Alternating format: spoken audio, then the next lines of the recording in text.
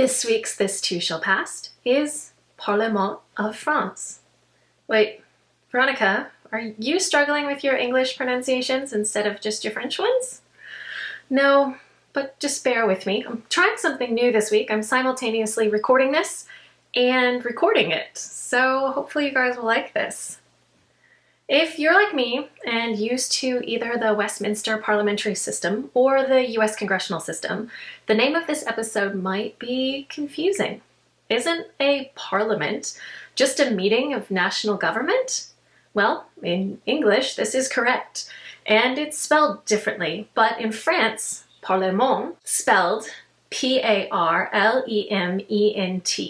was actually something more akin to district courts. The reason I'm discussing this is because the Paris Parlement comes up a lot in Marguerite of Navarre's patron special episode, and Philip was curious how the Parliament could be more powerful than the king.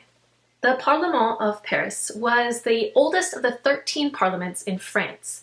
It had been confirmed by Philip IV in 1302, but had existed since the time of Louis IX, Saint Louis. When the king issued an edict or made a law, the Parlement, originally just the Parlement of Paris, needed to register it for it to become law. This gave them a veto, or the right to ask for modifications of the king's laws. This comes up with the Edict of Saint-Germain in Antoine of Bourbon's episode. This is where you see how the Parlement were like a high court. Even today in the US, Australia, England, and other countries, our supreme or high courts interpret what our head of state send to them after being passed through our various legislative and parliamentary branches. And don't think that the legislative branch didn't exist in Old France.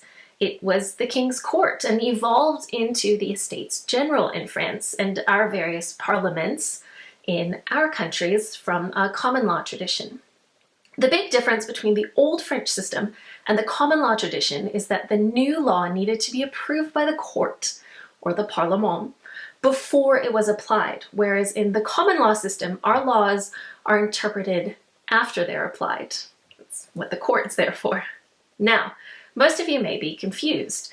Wasn't the king absolute in pre-revolution France? Well, mostly yes. But kings didn't get to interpret their own laws. They have a judicial arm for this. It doesn't mean kings liked this setup. The Bourbon kings will fight it constantly. But you'll notice the times it comes up in this miniseries have a lot to do with religion.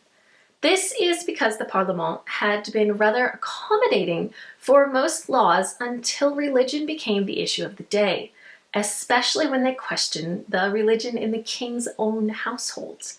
This, as patrons know, comes to a head during the reign of Francis I in relation to his sister, Marguerite of Navarre, or Marguerite of Angoulême, who was a Catholic reformer. I use that phrase to emphasize that she was orthodox at the end of the day, but agreed that reform should happen.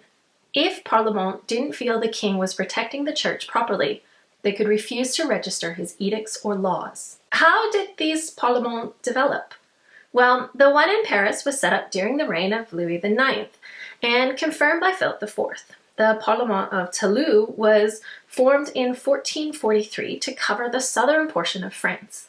From then on, every few years or decades, a new parliament was formed in various areas of France. These included Navarre, which was a country in its own right, if also a liege kingdom of France. While the Parlement of Paris was controlled by the Catholic League during the reigns of the last three Angoulême kings, other parlements were more moderate.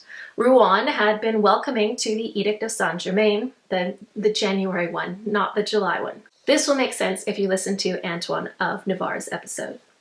With that, I'll be back next week with an episode about the French Wars of Religion.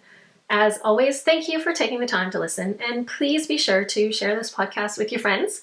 Your support and downloads really help keep me motivated to keep doing this, and I really genuinely appreciate it. Thank you, and have a great day. Bye!